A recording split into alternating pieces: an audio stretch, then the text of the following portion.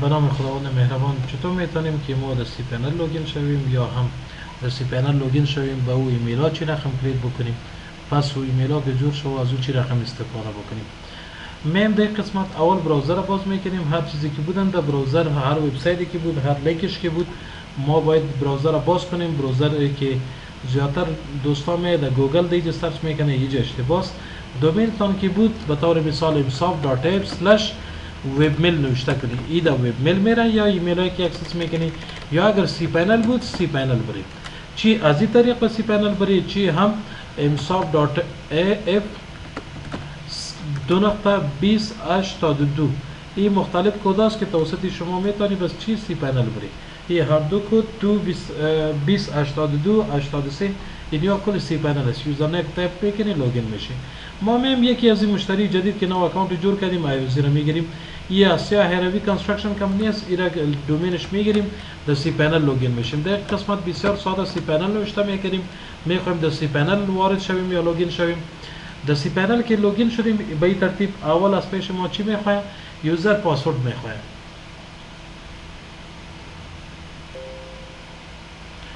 در این قسمت ما یوزر خود میگیریم. از این قسمت یعنی یوزر نیمش هست، چیزی که در لوگین دیتیل بر شما میفرستیم و این هم پاسورد است که از طرف وب هاستینگ پرووایدر بر شما داده میشه.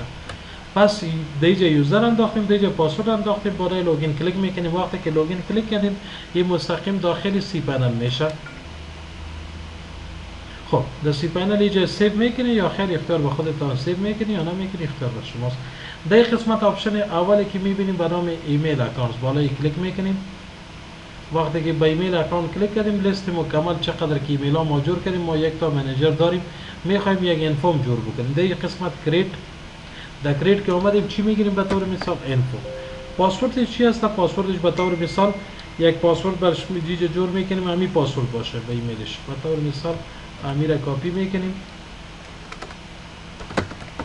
ایمیل پاسوردش یعنی پاسورد شد.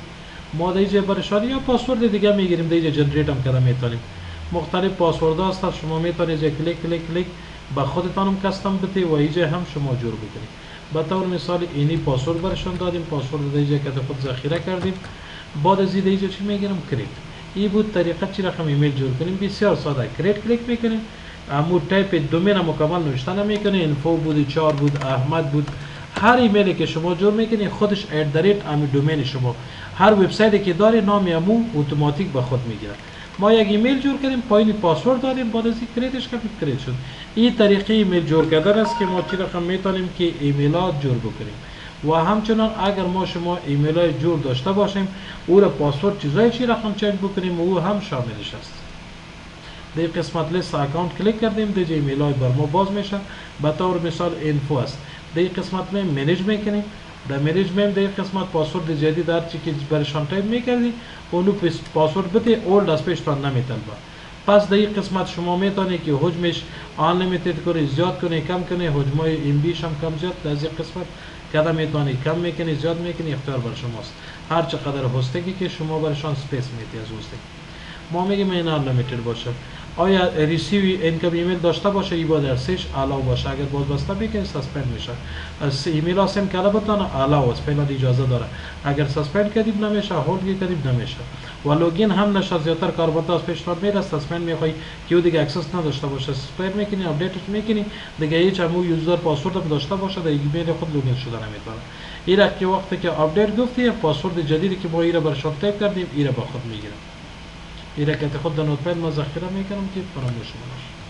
خب این طریقه چی رقم پاسورد با تبدیل کنیم و همچنان آل چی رقم میتونیم امی ایمیل انفو که جور کردیم دی لوگین شویم ایمیل ها بکنیم. پس در قسمت میم امی دومینی که ما داریم به طور مثال آسیا هروی هستن. در قسمت سی پنل نوشته کردیم، به جای سی پنل وب میل نوشته میکنیم یا وب میل نوشته میکنیم، یا هم میتونیم ما شما به جای دیجا کد هم نوشته کنیم که چی است .com 2.2095 زیادتر 95 است، 96 است، مختلف است. این 2095 استاندارد است که بودی به هر کدی که بود به خود تغییر میکنه. او یا هم وب میل برشان نوشته کنی، همین دومین /webmail مانندی که دیجا نوشته کردید. هر کدامی که شما تایپ کنید با وب میل شما رو میبره. در وب میل که آمده امی خود ایمیل ما چی بود؟ info@ بود. بله اینی ایمیل ماست. اینی ایمیل خود کپی میکنیم، این @ هر ایمیلی که شما ساختید دیگه تایپش میکنیم و این هم پاسورد ماست، کپی میکنیم دیگه پیستش میکنیم، لوگین میشیم. این شد چی رقم ما شما میتونیم در وب میل یا ایمیل هایی که جور کردیم چی رقم لوگین شیم. حالا لوگین گرفتیم، لوگین میشیم. وقتی که لوگین میشیم دیگه ستینگ های تلفن بر ما نشان میده که در تلفن چی رقم وصل شده و کل ستینگ هایش هست. اگر باز خواسته 1000 کنم دیگه هستن و اینجا هم اگر شما دیوایس تا کانکت میکردید، آوتلوک وصل میکردید، این کلش ویلکم مسیجش هم میاد، کانفیگریشن مسیجش هم میاد که دیوایس ها چی رقم وصل کنید، کلش یکی براتون معلومات میده. ما فعلا اتوماتیکلی کانفیگریشن مای دیوایس باز او رو هم براتون میگم. ما فعلا راوند کیوب او رو اوپن میگیریم یا بالش هم کلیک میکنیم در این قسمت، هر جایی که شما کلیک کنید مستقیم لوگین میشه. وقتی که لوگین شدی این مستقیم براتون وب میل باز میکنه. در وب میل چی رقم ایمیل بکنید، کمپوز کلیک میکنیم.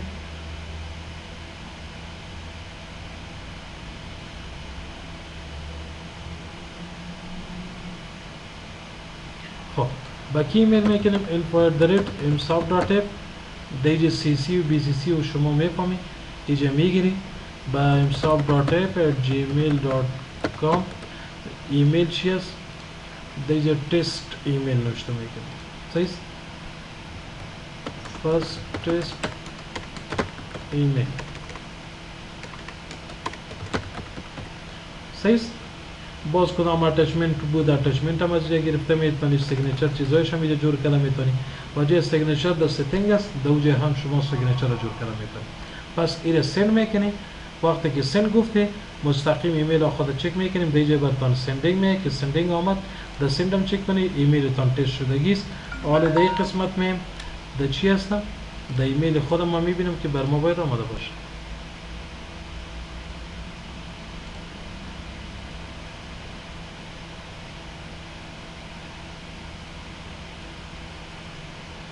صحیح. انفو ایمیل از تست ایمیل از پس چیزی که ما نوشته کرده بودیم و ایمیلش آمد هر چیز با هر چقدر که شما ایمیل میکنید. پس یعنی طریقش است بسیار ساده. ما شما میتونیم به مردم ایمیل بکنیم، ایمیل های خود چک بکنیم و سلام. دیگه ان شاء الله مشکلی نیست. هر کسی که بازم کدام مشکلی داشت ما در خدمت هستیم. خب ما در براوزر دوم دیگه باز کردیم. این دیگه است. این چی رقم ایمیل جور شود، چی رقم در ایمیل لوگین شود، چی رقم ایمیل بکنیم، کل طریقه‌اش دیگه است. و در این باکس یک ویلکم مسیج آمده. این هر ایمیلی که جور میکنید ستینگ براتون نشون میده که شما اگر در آوتلوک یا در تلفن وصل میکنید یو هم ایمیل خودش است. هر جایی که پاسورد چیزی که پاسورد تایپ کردید پاسورد باید تایپ کنید. این کم میل سرور هر جای از پیشتان میخواد خودش میل دات دومین تان هست و پورت نمبرش ایمیل وصل میکردی اینی است و اگر پاپ 3 استفاده میکردی نیست. نرمال در از پیشتان ایمیل میخواد ایمیل از ایمیل چیزی که پاسورد صورت تایپ کنی میل سرور اینکامینگ آوتگوینگ در دوش یک چیز است. میل دات امو هر دومینی که بود او را باید بده msoft.mail.msoft.app اگر شما بود یا کدام دومین دیگه بود هر دومین تان که بود با جای میل نوشته کنی بعد از این دومین خودتان نوشته کنی داوتگوینگ هم او را پرت دین او ایمیل پورت تان اینی است آوتگوینگ پورت تان اینی است.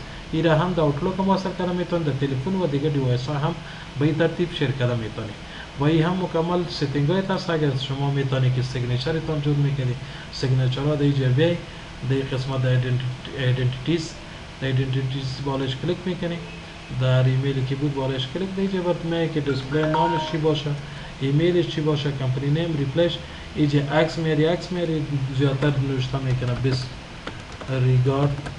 صحیح. احمد شاه محمدی پوزیشن خود است BDM بعد از شماره تماس هر چیزی که شما میخواید این را برشان نوشته میکنی. پس سیو که گفتی وقتی که ایمیل میکنی سیگنچر باز میگیره لوگوش میگفته لوگوش هم از جا میشه. این بود طریقش که چی رقم ما از وب میل استفاده بکنیم.